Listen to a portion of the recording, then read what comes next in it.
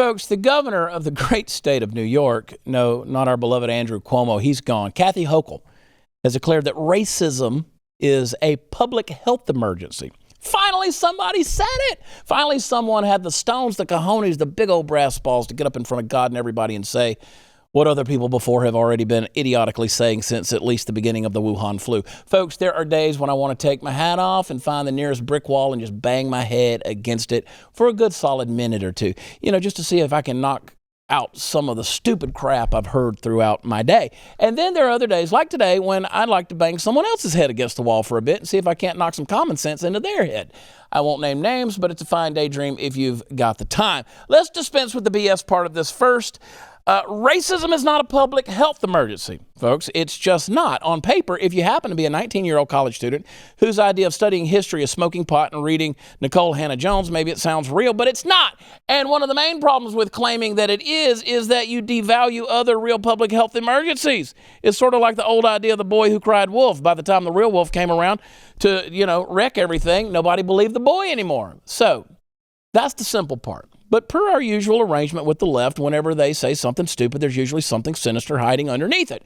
And this is no exception. You see, the statement that Governor Hochul came on the heels of some pieces of legislation she had just signed. So you see, they're not just declaring racism, systemic racism at that, the worst kind. They're not just declaring it a public health emergency. They're also creating things like health equity assessments to be filed with an application for any project that will affect a hospital's health care services. Now, if that doesn't sound scary to you, you're braver than me. As always, folks, with the left, we have to return to first principles.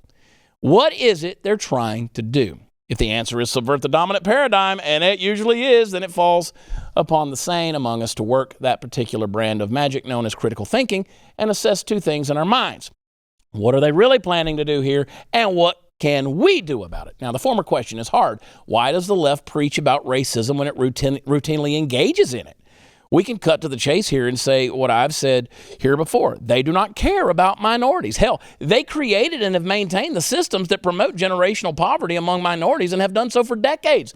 No, what they really want, as always, is control, the ability to manipulate your thoughts at will through directed speech. Now, it sounds hinky and a bit like science fiction, but if history has shown us anything, it's that this crap actually works, especially on a public that's weak-minded. So that brings us to the second question. What can we do? Well, obviously, we can vote in our communities, in our states, in our federal elections. We can get out and do our civic duty. I encourage that. But also, and far, far more importantly, we can strive every day to engage in a little bit more critical thinking than we did the day before. We can encourage other people to do it as well. Now, if enough people have their intellectual software updated to the latest patch, there will never be legislation like this because there will never be the necessary groundwork of idiotic statements like racism is a public health emergency upon which to prop it up. We got to think, folks. We've got to think because they're telling you how to do it